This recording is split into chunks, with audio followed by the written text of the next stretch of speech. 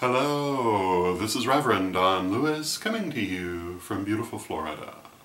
And today our question comes to us from Reverend Vivian.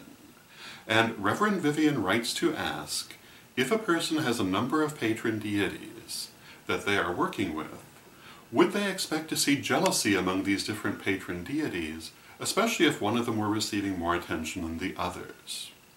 And my answer to this is that this is a highly individual situation and therefore would have a highly individual answer.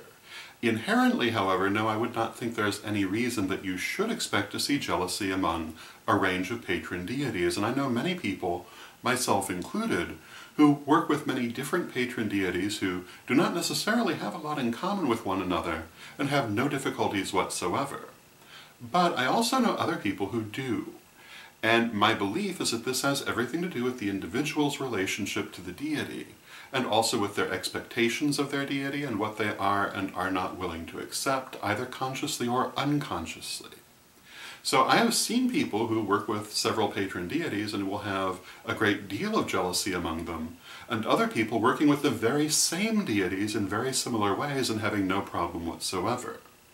So my answer to this is that, yes, sometimes some people will see jealousy among different patron deities, but I don't really believe it has anything to do with the deities. It has to do with the devotee. And what I would say is that if you find this happening and it bothers you, the thing to do is to work on yourself and see what your expectations are, and work with that first and see if it doesn't make a difference. Work to heal that, perhaps do soul retrieval, perhaps do a burning, or various other kinds of shadow work to deal with those expectations, and I think that you will find that it will relieve the problem. And you know, I often say that in my opinion, the one thing that I absolutely do expect from a deity is that it should be more than I am. And I certainly can work with others, so I would think that deities would be able to as well. And in my experience, they can.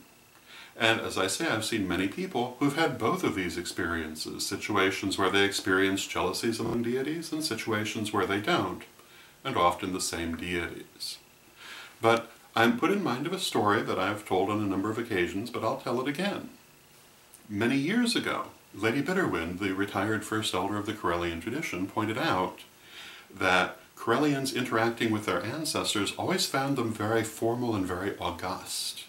And yet, the ancestors themselves had been very lively, very humorous people, and she found this very odd, and she brought it to Lady Crystal and myself. And she expressed her view that we were censoring the ancestors and the oracles that we were bringing through in the ancestor ceremonies. And Lady Crystal and I discussed it, and certainly it was true that the ancestors had been very lively, interesting, and humorous people. My grandmother, who was at that time the ancestor who spoke most often, was known for doing things like throwing parties that would last for weeks. And at intervals, the partiers would lay down and go to sleep and get up again and start partying all over.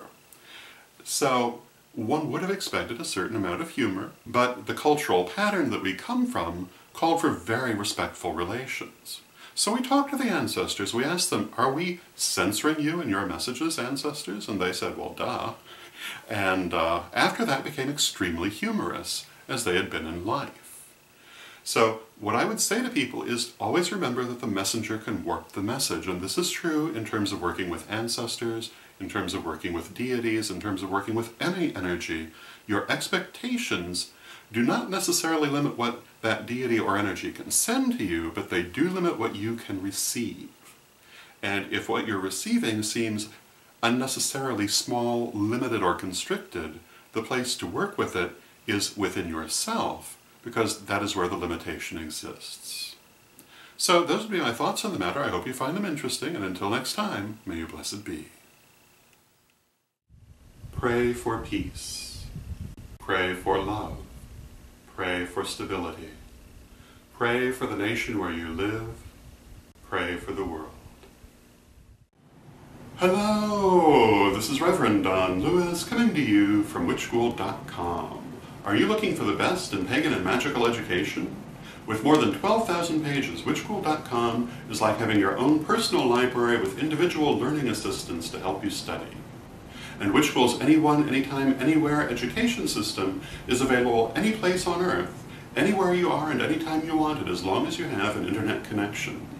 Witch School's lifetime memberships are a great value. They really do last a lifetime. They've been there for years and they'll be there for years to come. So get your membership today at witchschool.com.